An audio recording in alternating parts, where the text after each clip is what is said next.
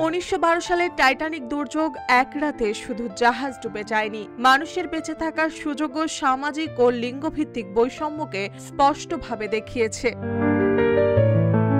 মহিলা ও শিশু প্রথম নীতি কার্যকর হওয়ায় নারীদের বেঁচে থাকার হার ছিল প্রায় 75%, কিন্তু পুরুষদের মাত্র 20%। প্রথম শ্রেণীতে নারীদের মধ্যে 97% বেঁচে গেলেও পুরুষদের মধ্যে কেবল 33% বেঁচে ছিলেন। দ্বিতীয় শ্রেণীতে নারীদের বেঁচে থাকার হার 86%, পুরুষদের মাত্র 8%। তৃতীয় শ্রেণীতে 49% নারী বেঁচে গেলেও পুরুষদের বাঁচার হার ছিল মাত্র 16%।